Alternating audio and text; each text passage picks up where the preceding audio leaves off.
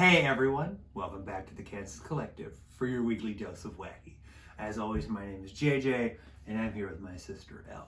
Today's particular episode will be returning to the Kansas Confessionals. And in this particular subject, we'll be focusing upon some of the wacky and zany holiday stories that we have experienced in our past. This particular episode will be entitled Smoker Santa and Other Holiday Misgivings. So for more on this topic and on the stories we're about to share, here's my sister. Hey everyone. So I think it goes without saying that most families have a lot of crazy holiday related stories. We're all gathered once a year at least, and it can bring up a lot of zany emotions, crazy. When you bottle up and contain so much crazy. Yeah. One secure, sane location. It evokes some of the best and worst of everyone. And that, of course, fits our family, where zany is where it reigns supreme. Yep, pretty much. So this specific episode pretty much centers around one holiday season that was particularly wacky. I mean, it was next level wacky. Insane. Bizarre. Our family takes strange, everything to the outlandish. next level. So you best believe this is going to be taken to the next level. You normally think of holiday misgivings and the craziness that surrounds this time of the year and these festivals. Usually think, oh, the one uncle who gets inebriated and spouts off his political opinions. Always. No one in particular, and no one asked. Or the one little kid that throws a fit and throws his toy down the hallway and shatters it into a million pieces despite the fact it was $50. Yep. Or it's that one annoying aunt who likes to gossip about everyone and be controlling and manipulative. Oh no, our family goes far beyond that. Whatever your normal expectations are, what's even for you beyond the pale is the pale. Crank for it up us. to 1,000 and or at level 4,500. So now that with that preface, shall we begin? Yes. With Smoker Santa. Smoker Santa. To set the scene, this particular holiday, our mother decided to throw a pre-holiday cookie baking and just to event. Give the setting a little bit better. I'm, what would you say, 4 or 5? Yeah. At this point in time, and so you're... No, I was probably like 10. So I would say I was 5 or 6. Yeah. And she was 9 or 10. And we're making cookies. And it's all going okay. We invited all of our cousins, many of our aunts and uncles, all the colorful players are there, everyone.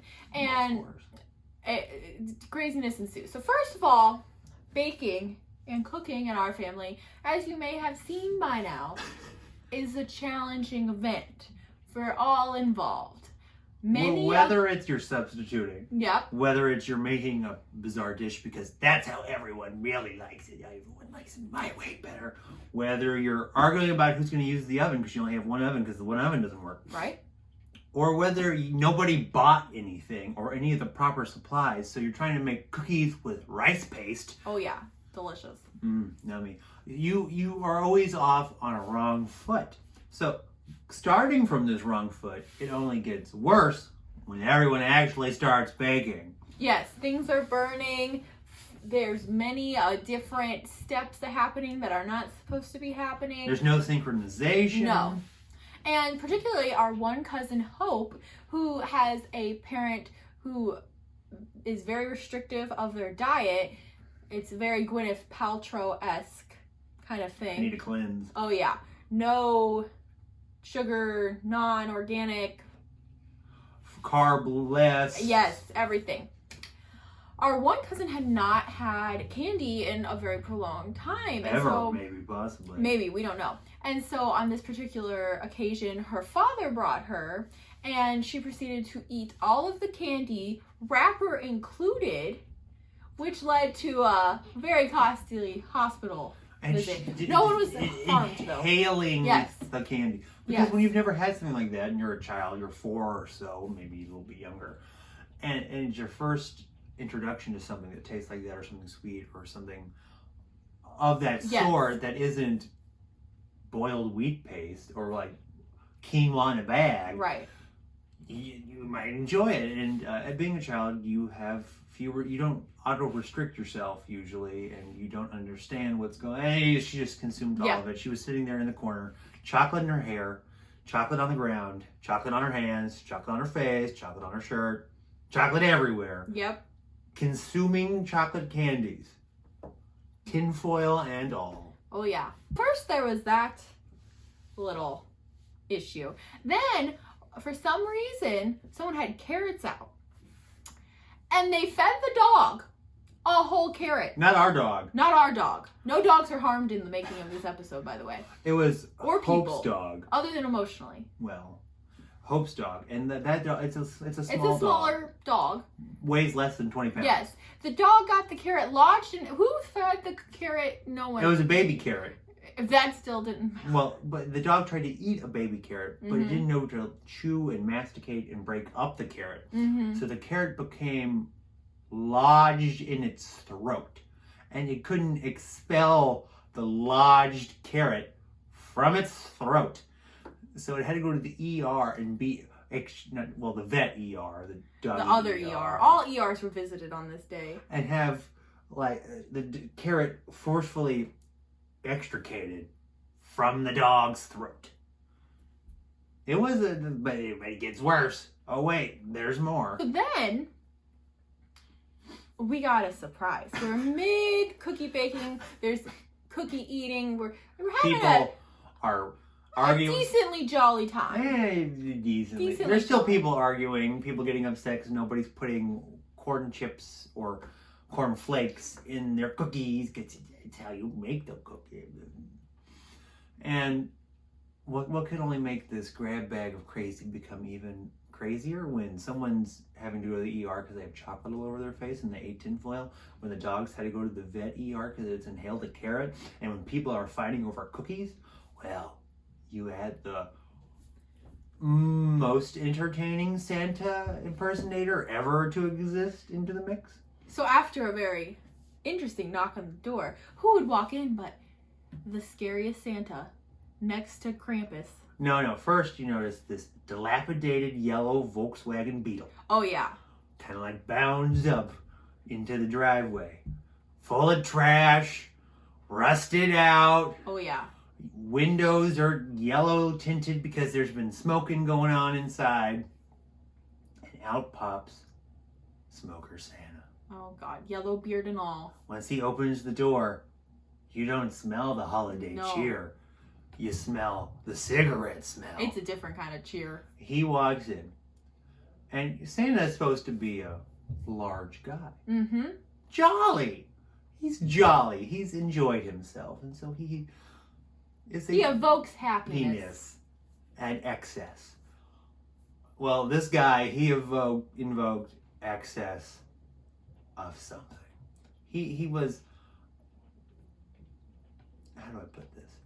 Bulging everywhere, spilling out. Size large and a size extra small.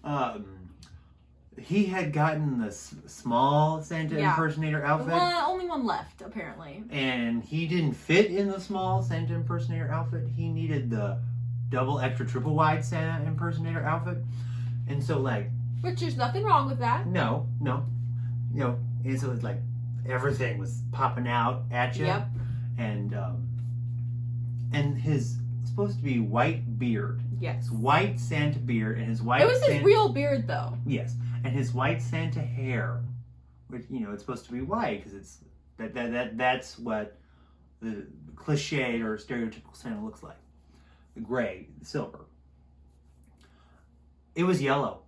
He had smoked so much whilst wearing the costume that he had turned all the white ornamental pieces on the costume and the silver white hair yellow.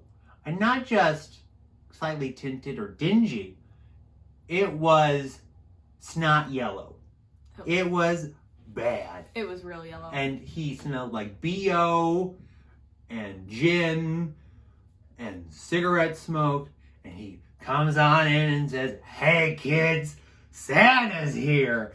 And oh boy, if you ever believed in Santa before that, then you stopped believing that second. It was very disturbing, to say the least. So how Smoker Santa came upon to our party. So Aunt Alice, who was in her late 60s, early 70s at the time, worked as a bus driver for the local school district. Which is scary enough. Which in is its shocking itself. and disturbing in itself, given her reckless driving history. Those But- poor children. Because she got the young kids. Oh gosh, not even scarred old for kids. life. As a bus driver, she made a lot of bus driver friends, which, yeah. So she had befriended Smoker Santa, but they were more than just friends. Well, because he was also a bus driver. Yeah, he was also a bus driver. Also scary, shocking, and disturbing. They let anyone do it. Pretty much. And they were more than friendly. Yes. Santa was They were bus buddies. Santa was exploring his ho-ho-hos. Oh gosh. And so she decided to tell my mom, she's the one who gave her the idea, oh, hey, this guy does Santa impersonations. Apparently that's a side job. And I know him, and he would be willing to do it for a discount. Oh yeah. And so we got saddled with Smoker Santa. The Walmart of Santas. And so I forget who asked. It might have been me who asked, hey Santa, why is your beard like that? And Santa goes, and the guy goes, sometimes Santa's on vacation. Great answer. Wonderful response. Cousin Damien asked him why he smelled so bad, but Smoker Santa didn't have an answer for that. So after we all begrudgingly met with Smoker Santa, none of us would go too close though, because of the oozing stench that came off of him. Sadness and cigarettes. Oh God. Ugh. And it was quite the day. I definitely didn't get what I wanted for Christmas that year. Santa didn't bring me anything I wanted. No. And it's one of those visceral moments that's seared into your memory of thinking you're seeing Santa Claus, but it's really this guy hurtling up in his Volkswagen Beetle that's bright yellow and falling apart, and him just like undulating out of his car, stuff flowing in the breeze, hair yellow, beard yellow, and smelling like gin and cigarettes. On top of the fact that at this same event already, a dog has nearly died because it choked on a carrot. A girl has eaten tin foil because it was wrapped around candy that she's never had before and might go into a diabetic coma because she's covered in chocolate. And now crazy Santa Claus has showed up. So after Santa made his entrance and he met with all of us, he and Aunt Alice scurried off to Explore his ho-ho-hos. Yeah. They just disappeared for 45 minutes. Where did they go? I don't want to know. No one wants to know. And we never saw Smoker Santa again. Mm-hmm. So after Smoker Santa made his exit, things got even crazier because Cousin Harry, who was already causing rifts, got one of his Christmas presents early. Oh my goodness. So first of all, a little backstory on Cousin Harry. Cousin Harry, how do I put this nicely, can be a lot. He's extra. Was born with a lot of personality. A lot of personality. Perhaps too much. And one of his favorite things is to tattle on anyone and everyone about anything or everything. So particularly, we all got in trouble for eating cookies downstairs. Even though we were at an event about to cookies. bake cookies. That was the whole darn purpose. That was the raison d'etre. But to placate Harry, because he was just so upset and beyond About himself, this rule sobbing, breaking. oh, they ate the cookies without me, and Yeah. Harry got to open one of his presents early. yeah. And let me tell you, mistakes were made. Because the present Harry got was a small little digital camera. That you just It was like a fill flip. with a little film, and Yeah. you can take pictures until the film dies. And then Cousin Harry decided to interrogate everyone and take their pictures in a way that brought happy memories. And everyone was frustrated and annoyed, as you can imagine. You're already not particularly enthused when seeing him because of events that have just occurred, and you're obviously frustrated with this person, this individual. So you're naturally not going to want them to be taking your picture. So you're automatically gonna be a little hesitant, slightly resistant. Maybe say, no thank you, please don't take my picture. And when that person proceeds to continue to take your picture, eventually cousin Damien is going to grab that camera and throw it on the ground as hard as he can and shatter it into a million little pieces. Upon which cousin Paul likened the phrase "stitches get snitches." Snitches get stitches? Someone gets stitches. And it was Harry. Just a little backwards. Just a little. So he said snitches get stitches to good old Harry as he's crying as his camera's just broke. So that causes him to go from hurricane to nuclear explosion. And he starts wailing, screaming, bemoaning, carrying on in a way that you can't possibly have imagined.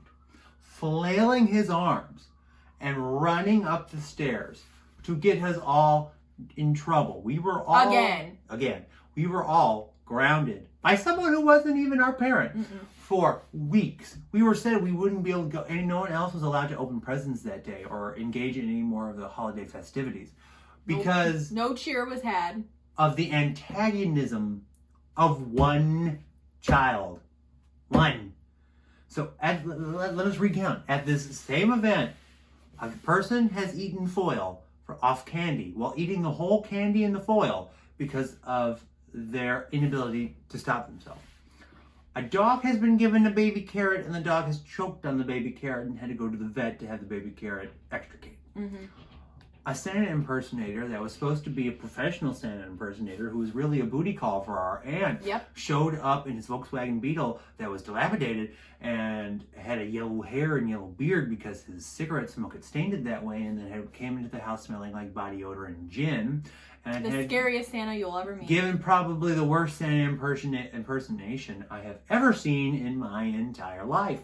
And then Harry had not only tattled on us for eating cookies at a cookie baking party, got his present early, had annoyed us all by taking unflattering images of us and hoping to incriminate us for eating more cookies at a cookie baking event.